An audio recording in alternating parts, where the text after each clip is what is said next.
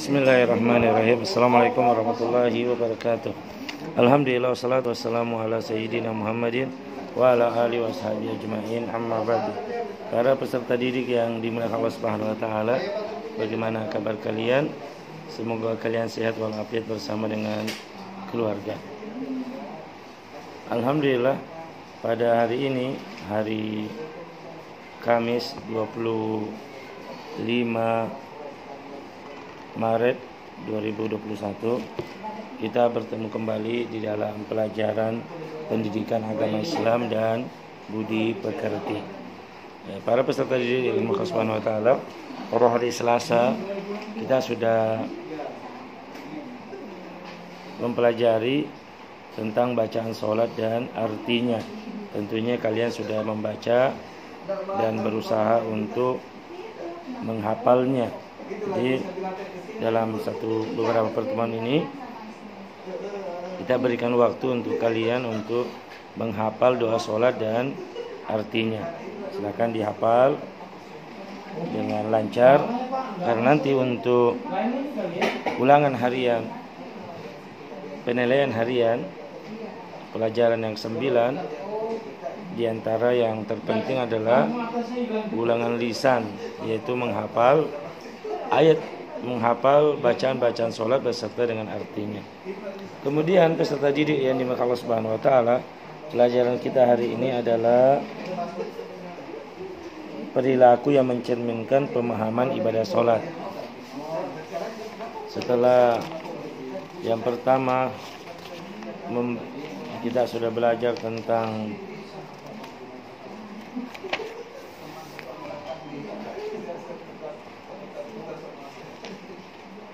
bacaan-bacaan sholat dan yang lainnya. Kita pada hari ini yaitu perilaku yang mencerminkan pemahaman ibadah sholat. Bagaimana perilaku yang mana mencerminkan pemahaman kita terhadap ibadah sholat. Yang pertama, ibadah sholat itu apabila seorang melakukannya, dia akan memiliki perilaku yang baik, di antaranya kebajikan terhadap sesama. Kebajikan terhadap sesama ini ada beberapa poin, di antaranya di sini disebutkan di buku pelajaran, yaitu ada 6 poin penting, yaitu perilaku yang mencerminkan pemahaman ibadah sholat terhadap kebajikan terhadap sesama. Yang pertama di antaranya adalah melatih kekompakan. Di sholat itu melatih kekompakan.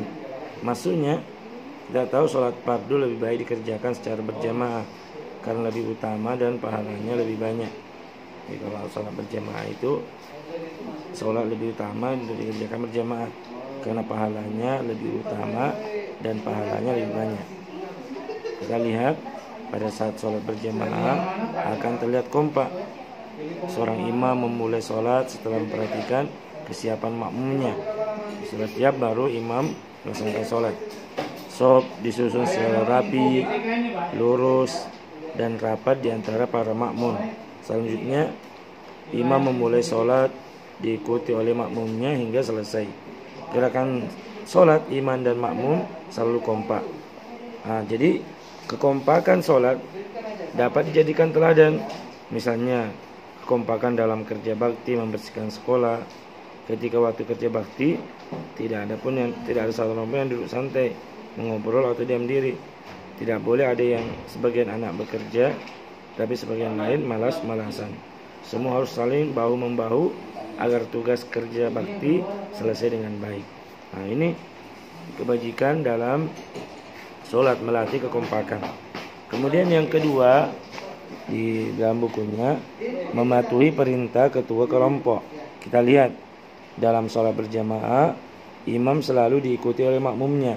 Takbir, ruku, sujud, tasyahud, gerakan imam lainnya selalu dipatuhi oleh makmumnya. Sepanjang sholat imam benar, maka harus diikuti makmumnya. Maka makmum tidak boleh mendahului gerakan imamnya. Jadi pelaksanaan sholat berjamaah dapat dijadikan sebagai teladan. Imam sholat sama dengan ketua kelompok. Jadi imam sholat itu sama dengan ketua kelompok. Perilaku ketua kelompok harus benar dan baik agar dapat diikuti oleh anggotanya. Anggota kelompok harus patuh kepada ketuanya. Itu yang kedua, yaitu mematuhi perintah ketua kelompok. Yang ketiga, pengamalan perilaku yang mencerminkan pemahaman ibadah sholat, yaitu C. Tidak marah bila dinasihati. Jadi imam sholat harus mau diberitahu kesalahannya. Ketika salah, sholat mengatakan subhanallah. Makmum sholat juga harus mau dan berani memberitahu kesalahan imamnya. Ketika gerakan imam salah, makmum berucap subhanallah. Ketika bacaan imam salah atau lupa, makmum harus membetulkannya. Semua tindakan itu makmum dan imam dan makmum hanya untuk kebenaran dan diikhlaskan karena Allah semata. Begitu pula ketika peserta didik semuanya bekerja atau bermain bersama-sama, kita tidak boleh gampang marah dan harus saling menasihati. Semua ini dilakukan untuk kebenaran karena Allah Subhanahu wa taala. Nah, itu tiga. Apa tadi yang pertama? Melatih kekompakan, mematuhi perintah ketua kelompok. Yang ketiga, tidak marah bila dinasihati. Kemudian peserta didik yang dimurkai Allah Subhanahu wa taala, kita masuk yang keempat.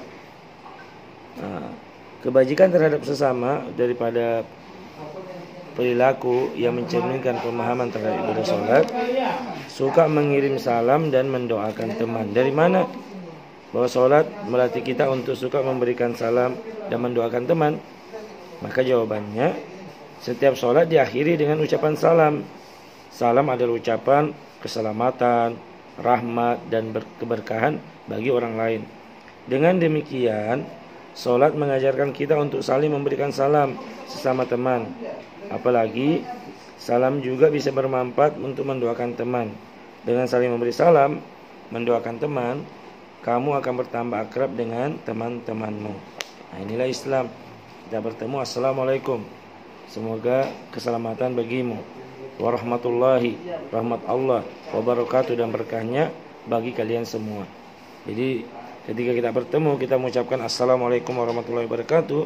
Nah, kita mendoakan tiga kebaikan, yaitu mendoakan keselamatan, yang kedua mendoakan rahmat Allah, yang ketiga mendoakan berkah bagi saudara kita. Inilah Islam, alhamdulillah. Kemudian yang berikutnya, perilaku yang mencerminkan pemahaman terhadap ibadah sholat, yaitu menepati janji.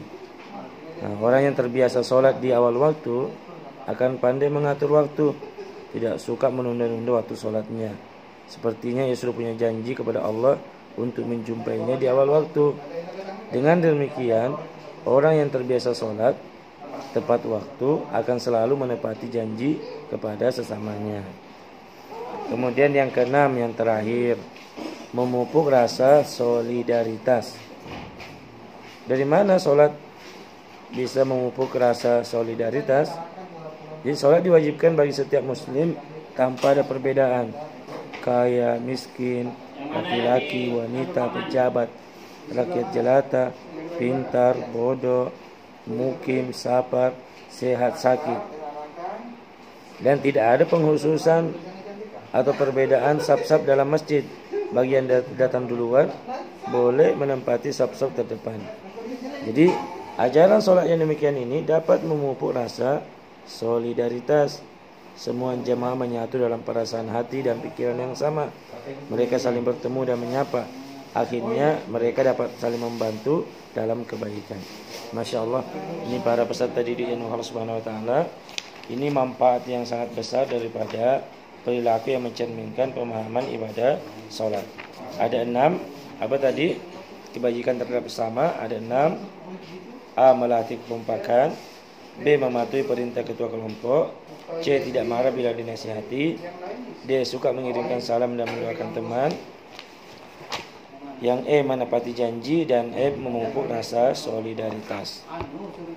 Para peserta didik yang Allah Subhanahu wa taala, ini pelajaran kita pada pagi hari ini atau pada hari ini. Semoga Allah memberikan kebaikan kepada kalian semua.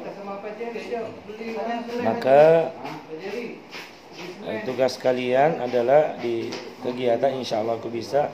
Ayo cari teman untuk saling menceritakan perilaku terpuji dari orang yang rajin sholat berjamaah yang tinggal di sekitar rumahmu. Nah, ini semoga Allah memberikan kebaikan kepada kalian. Cukup sampai di sini. Wabillahi taufiq wal hidayah. Assalamualaikum warahmatullahi wabarakatuh.